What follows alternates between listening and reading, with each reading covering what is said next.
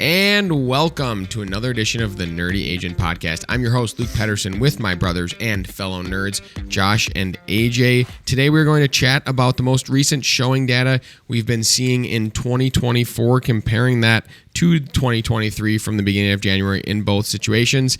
We're going to chat about why the showing data is looking the way it is and what that might mean for you and your clients. This one's going to be a little bit quicker of a podcast, and I wasn't sure if anybody wanted to intro. But first, the would you rather of the week. There you go. AJ's got one. Would you rather win an adult men's basketball championship or a dad tennis championship?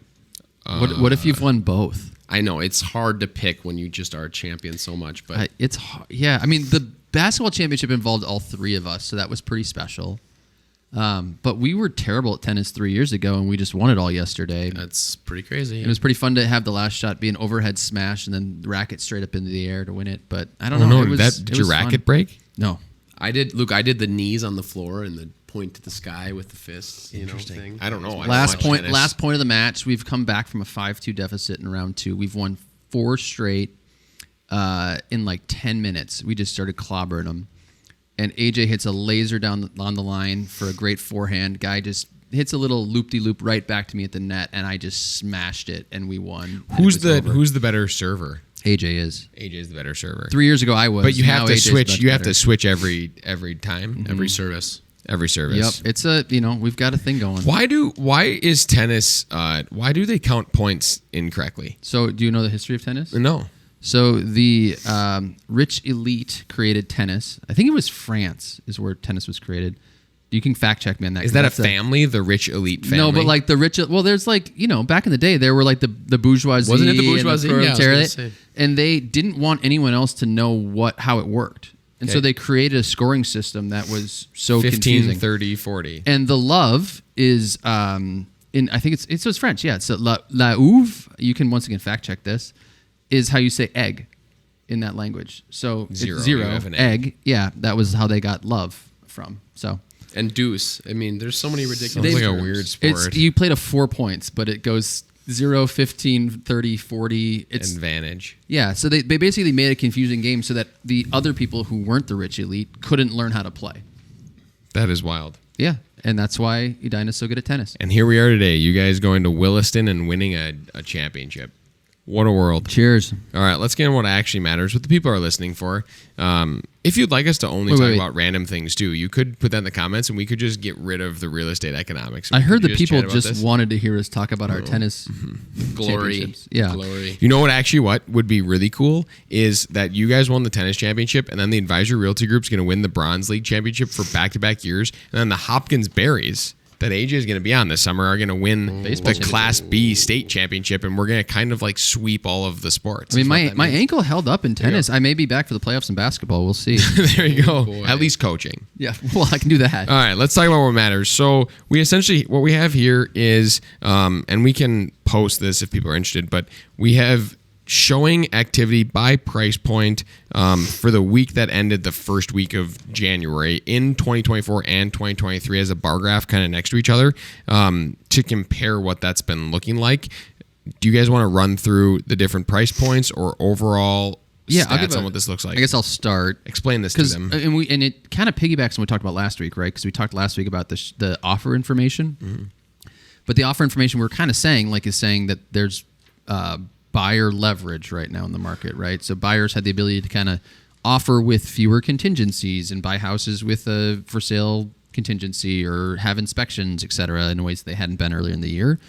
But we were kind of hinting during that we felt like the market was changing. And so this week it came out that they sent all the new showing information. They compared it to 2023. And the first week of 2023 actually felt pretty crazy if going back to how I felt that week.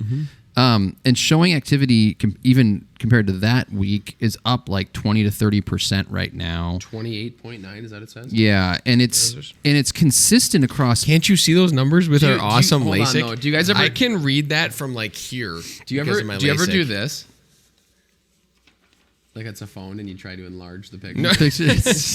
We're looking at for everyone listening, we're looking at our papers and trying to enlarge them. But like it's every 20 to bucket 30%. too, so it's not just oh, maybe the lower price homes are selling or having more buyers come out. It's like the higher price homes are having more buyers come out.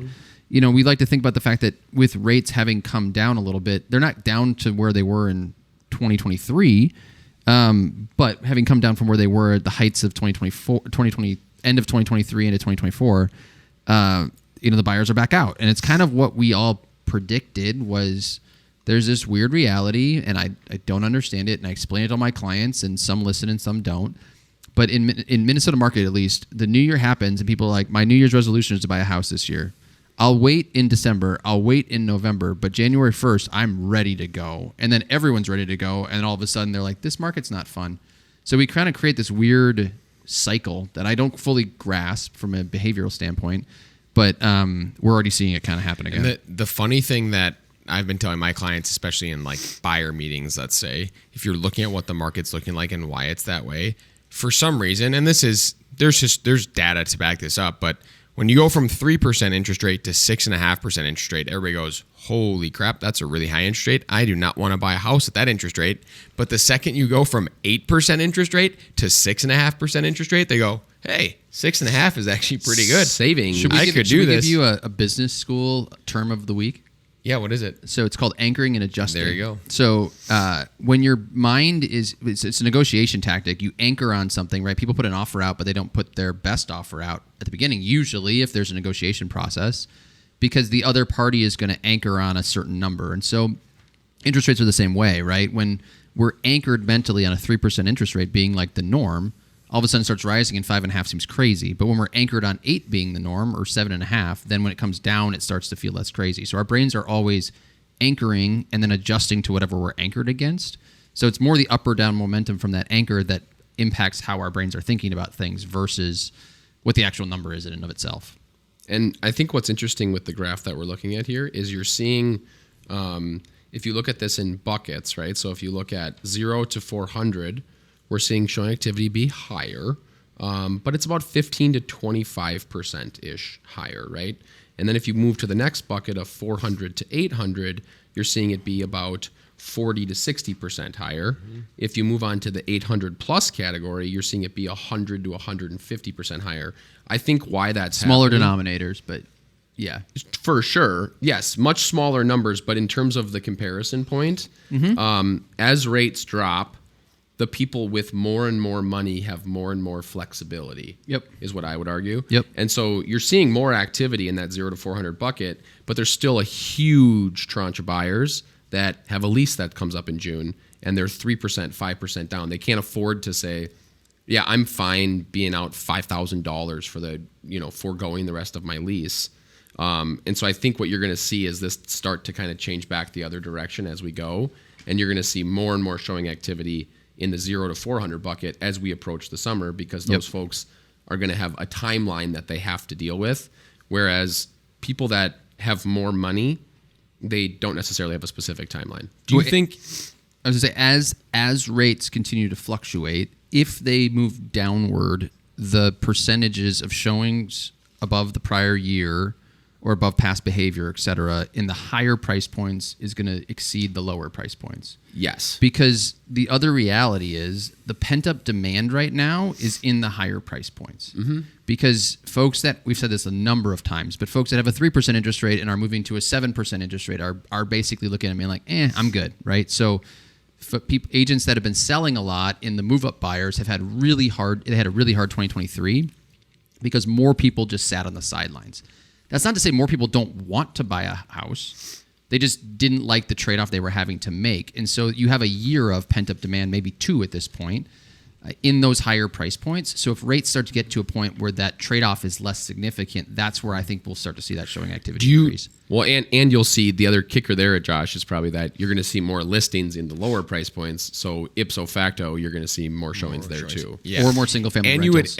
You would assume too, like after a while, people go, well, I'm at 3%, I don't want 7. But after a while, they might go, it's not going to be 3 again. You accept your reality. And I have to get, like, at some point I'm going to buy this house. At some point I'm going to buy this house anyways, exactly. And so I'm just going to do it now because there's no reason to necessarily wait. And they might get to 5.5, but if they do get to 5.5, I could just refinance at that point. Does If I really Mar wanted have to. these stats going further back, Luke? I don't know. Josh was the one who sent us this Yeah, one. we can pull that. I mean, was or thinking reach out to David. 2022 would have been really interesting to see how this. Or like compare this to like 2021. Yeah. When it was really crazy. How many showings were actually happening? We could do it next week on the podcast before we start. We can do a short snippet and go 2020, 2021, 2022, and all this and see what the difference is. Yep. And see where that's trending. I think that would be super interesting.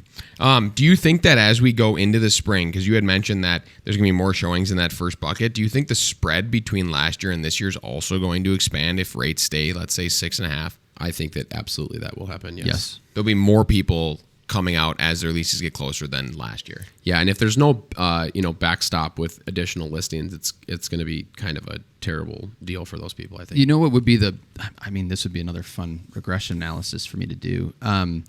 The fluctuation in rates compared to the showings that are happening at any given time. So like when rates move more dramatically up, how much does that pull back showings? And when rates move more dramatically down, how much does that impact showings? Because I think we do have periods where we see people kind of fall out of the marketplace, right? We always talk about that where it's, like just certain times of year people fall out of the marketplace, and then certain event-based things or certain people just fall out of the marketplace where like rates went really fast up last year in the middle of the year and everyone's like, I'm kind of just going to fall out. But if we're seeing rates start to move down on top of years where we saw more buyers fall out because rates were moving up, it's kind of a compounding effect. So yeah, I mean, I think there's a lot of people that want to buy right now. Now, the problem we have is the listings are still low. And this is my prediction, crystal ball, like going into the year was, I think a lot of people are going to come out in January. And then I think there's probably going to start being more headlines about how the market is pretty good again. There's a lot of buyers. There's a lot of people who want to buy.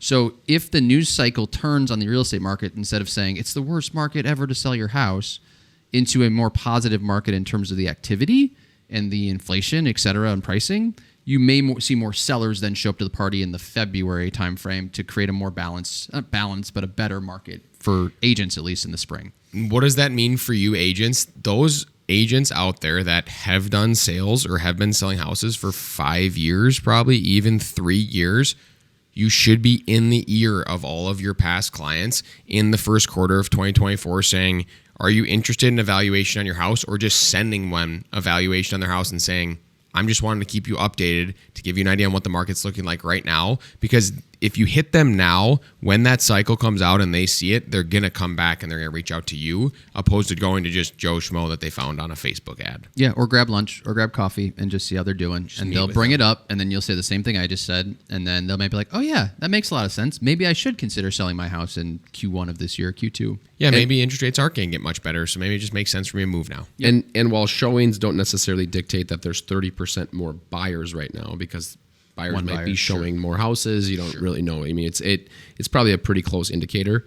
Being up 30%, listings are up in 2024, at least in our metro area, by about 10% right now versus last year. So each week we're getting about 100 more listings than we had last year, which doesn't seem that significant, but to have 10% more listings, but then let's just say we do have 30% more buyers.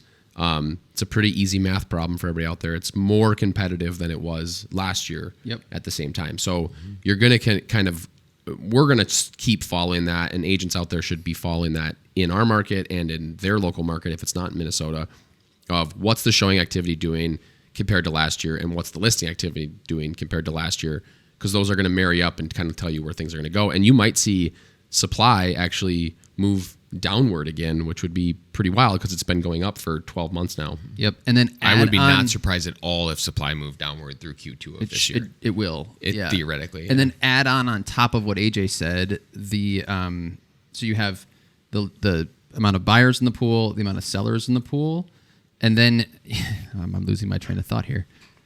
The sellers that become buyers? No, it's just... All right, keep going. We'll figure this out. I'll find it. Supply and demand. Supply.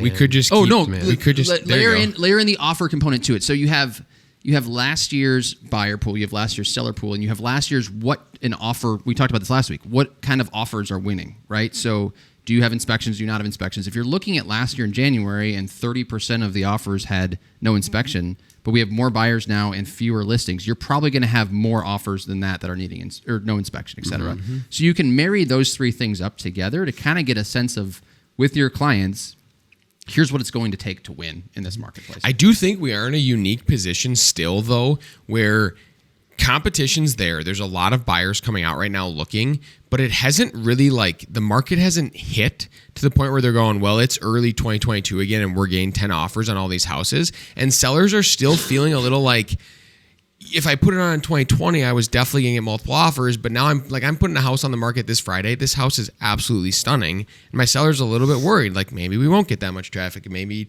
because that's what it's been like. And so if you have a buyer that really likes a house and it goes on the market on Friday and you offer a little bit above on Friday and you give them a little bit of a deadline. I did this list last weekend. Yep. They just accepted the offer. Like they weren't going to play games and wait through the weekend, at least now, because the data and the articles aren't coming out saying you're going to get a bunch of offers. They're now anchored to the fact that it's not super easy to sell. And so you as an agent, if your buyers that are getting out there now, if you can get them to make decisions quicker, they might be able to get some pretty nice houses before this gets to be sellers going, well, we listed on Friday and we're already highest and best on Sunday at 5 and they don't even have any offers. They're just going to wait. Yep. So yeah, I mean, all things considered, it seems like what we're hearing here is we're all pretty bullish on the fact that the market's going to come back a little bit in 2024. Now, all of that is kind of dependent upon how we see rates moving, which will be dependent upon some of the inflation stuff that we'll talk about next week. I wanted to finish before we close up completely. Just note, and I know we've talked about this a little bit, we add shameless plugs every once in a while, but us three and a few other agents lead the team called the Advisory Realty Group, which you've maybe seen our branding if you're an agent in the Twin Cities market. We are growing really fast right now and adding agents wherever we can if you are interested in that. But we also did just post a new salaried agent position that we essentially use to help an agent ramp up their business quickly while still being on a slight salary, and then get off that as fast as possible to grow your business as fast as you can. So if you have any interest in that, please reach out. We are looking to hire that immediately, basically. So we'd love some great candidates for that. But other than that, that's all we have this week on the Nerdy Agent Podcast. And as always, remember, be better. Bye.